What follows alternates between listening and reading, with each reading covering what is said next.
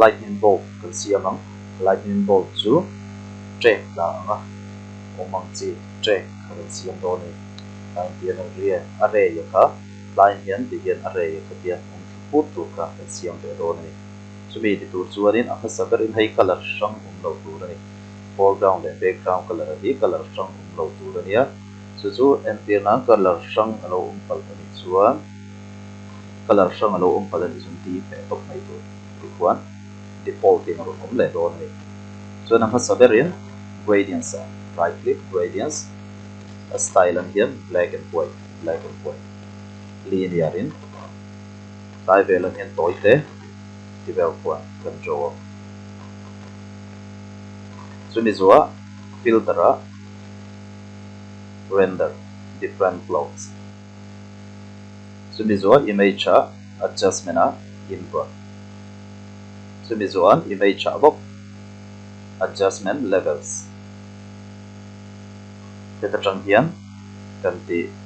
thim thayang te kan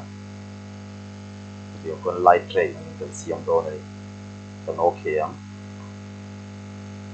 image box kan kal lenga adjustment hue saturation colorize kan check ke wa hue le saturation atang hen kan control ang saturation hi pulin kan pe popang hue hi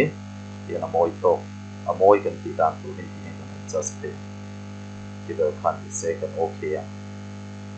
so mi zo background layer an kan right click layer duplicate layer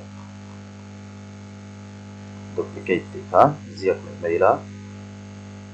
kan okay so mi zo hei blend mode kan ti chin kha hei blend mode kha ni lai ni blend mode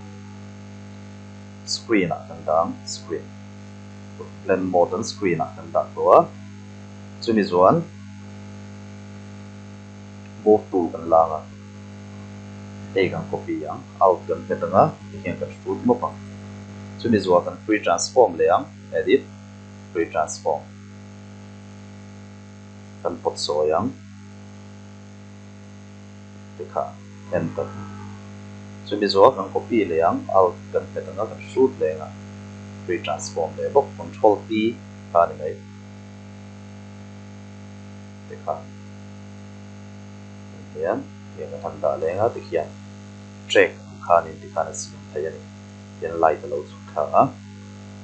chuan du le background a poi du le color san po pek le thai buka amaro chu yan moi tok pio thi nei